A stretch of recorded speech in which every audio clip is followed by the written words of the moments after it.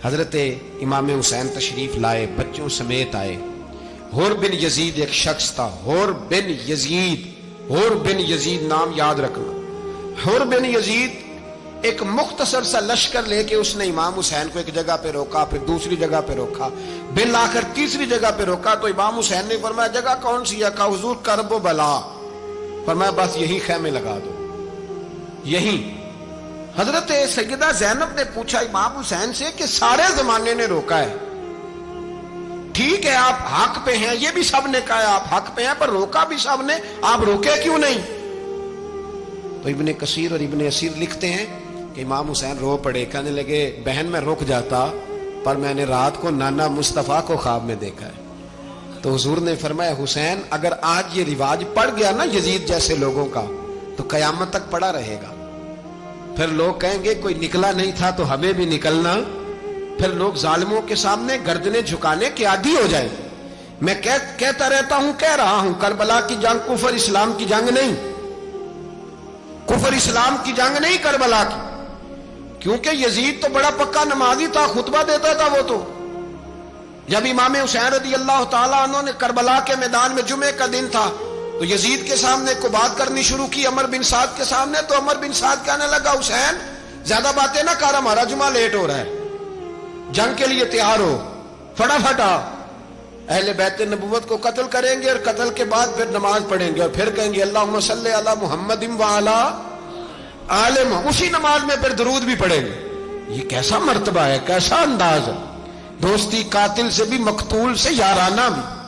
حر بن یزید امام حسین سے کہنے لگا مجھے حکم ہے آپ کو روکنے کا، آپ آگے نہیں جا سکتے۔ امام صاحب نے فرمایا وجہ؟ زمین اللہ کی ہے۔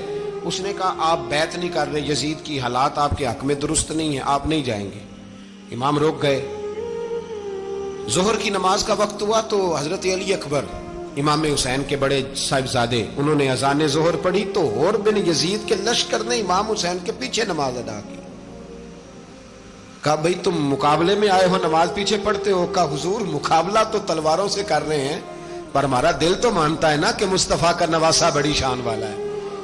حر بن یزید نے 3 نمازیں لشکر سمیت امام حسین کے پیچھے پڑھی ہیں، 3 نمازیں، ظہر اثر اور مغرب۔ پھر امام حسین کے سامنے شرائط پیش کی کہ آپ کو یہاں گھیر لیا گیا ہے، یہاں آپ بیعت کریں گے، یہاں آپ جنگ کریں گے، 2 ہی باتیں۔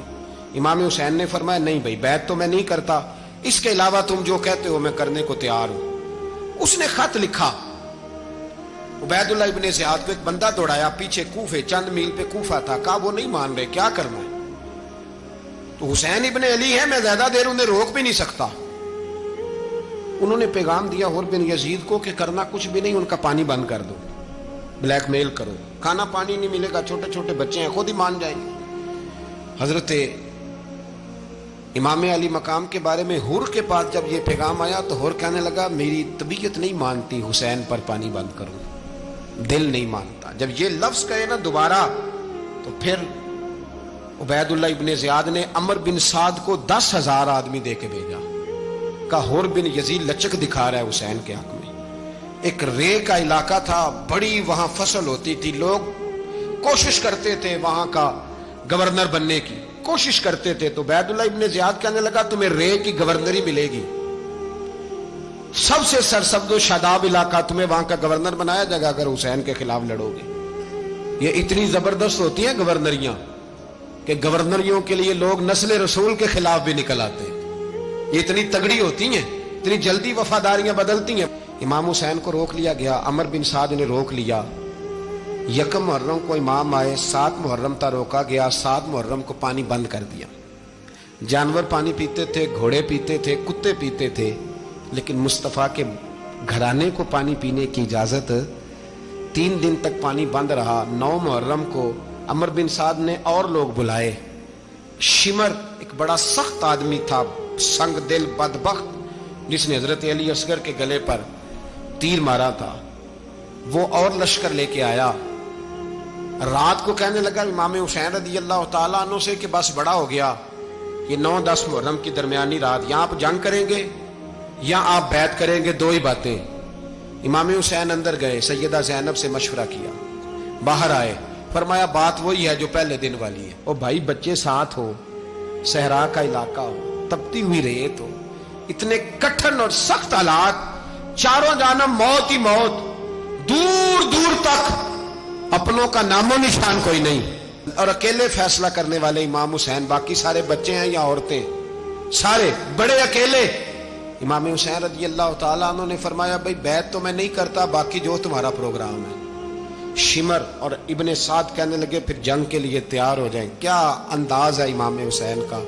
फरमाने लगे कल जंग करूंगा, मुझे पता तो है जंग का नतीजा क्या निकलना है, एक रात मुझे दे दो ताकि मैं खुल के अपने रब की इबादत तो कर लूं।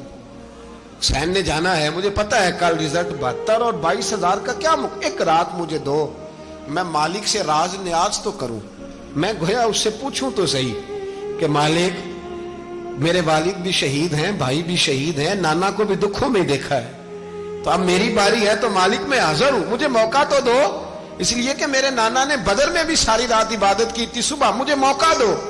और दुनिया का उसूल है जब कोई मौका मांगता है तो दिया जाता है। ये दोनों कहने लगे कोई मौका नहीं। हुर बिन यजीद पीछे से बोला, कहने लगा नहीं, बदतमीजी ना करो, हुसैन को मौका दो, तुम्हें देना पड़ेगा। मौका दिया। हुर बिन यजीद ने फिर मिन्नत की, कहा हुजूर आप मेहरबानी करें मान जाएं। फरमाया मानने वाला खाता कोई नहीं। फरमाया मानने वाला खाता, बोलिए मानने वाला खाता, ये बड़ा मुश्किल काम है भाई।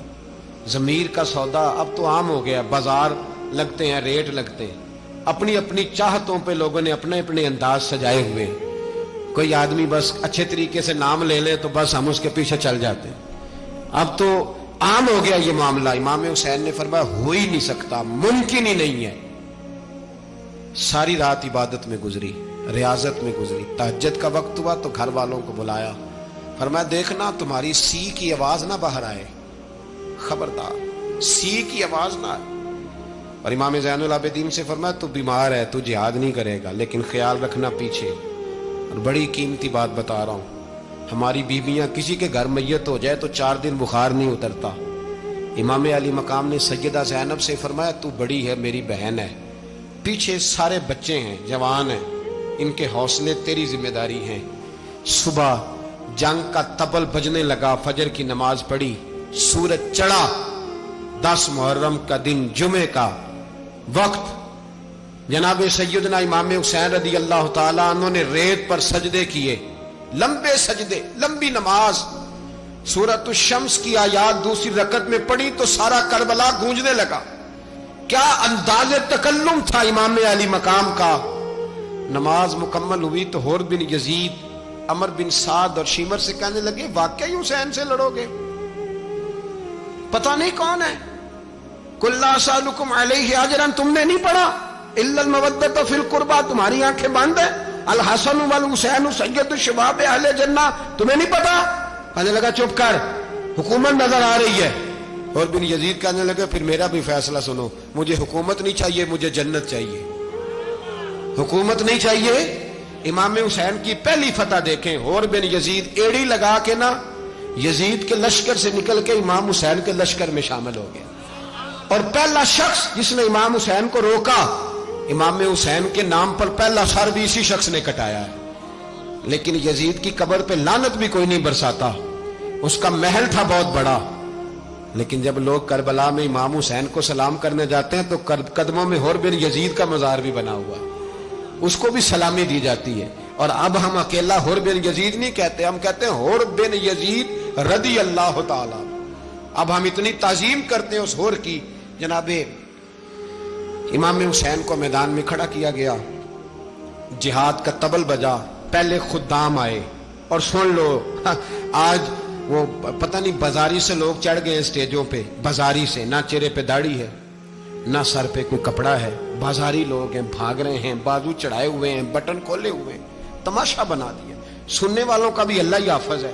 वो स्टेज पे ये अहले बैत की शान बयान करता है, भाग के उधर जाता है, ये कोई तरीका है। सुनने वालों का भी अजीब अंदाज है, हर बंदे को सुनने बैठ जाते हैं। दीन मुहज्जब है, तहजीब वाला है, दलाइल रखता है, दीन वकार रखता है, ऐसे लोग अब दीन बयान करेंगे। हजरत सैयदना इमाम हुसैन रज़ी अल्लाह ताला अन्हु सुबह जब जिहाद का वक्त आया, पता है कौन कौन थे करबला में? امام حسین کے ساتھ امام حسین کے 4 بھائی تھے کربلا میں. کتنے؟ بول کے بتائیں. حضرت علی کے 4 بیٹے، عباس بن علی جن کو حضرت عباس کہا جاتا ہے نا، علمدار، یہ حضرت علی کی دوسری زوجہ میں سے. عباس بن علی بھی تھے اور ابو بکر بن علی بھی تھے، عمر بن علی بھی تھے، عثمان بن، یہ حضرت علی کے بچوں کے نام ہیں. یہ آپ کے شہزادے امام حسین کے ساتھ شہید ہوئے. ان کا نام صرف اس لیے نہیں لیا جاتا کہ ان کا نام خلفائے ثلاثہ کے نام پہ، حضرت علی نے اپنے یاروں کے نام پہ رکھا ہے تو تم نے کربلا کے میدان سے خارج کر دیا. یہ تینوں شہزادے حضرت جناب سیدنا امام حسین کے ساتھ تھے، یہ بھی شہید ہوئے. حضرت جناب زینب امام حسین کی سگی بہن ہے. ان کے 2 بچے تھے، اون و محمد. جب امام حسین میدان میں جانے لگے تو جناب زینب بچوں سے کہنے لگی، نہ پہلے بھائی نہیں جائے گا، پہلے بھانجے جائیں گے. 2 بچے شہید ہوئے. حضرت قاسم بن حسن امام حسن کے بیٹے تھے. وہ جب میدان میں جانے لگے تو امام حسین نے کہا، نہیں بھائی تو نہیں جائے گا، تو میرے بھائی کی نشانی ہے، میں جاؤں گا. تو حضرت قاسم بن حسن نے ایک تعویذ کھول کے دیا کہ ابا جی میرے والد نے کہا تھا جب بڑی مشکل آ جائے تو تعویذ کھول کے دیکھنا. تو آج بڑی مشکل آئی ہے تو میں نے تعویذ کھولا ہے، تو یہ دیکھیں کیا لکھا ہے. یہ تو رکا ہے، تعویذ ہے ہی نہیں. جب کھول کے دیکھا تو اس پہ لکھا تھا، قاسم اگر حسین پہ کوئی کڑا وقت آ جائے تو بیٹا کے آگے آگے رہنا.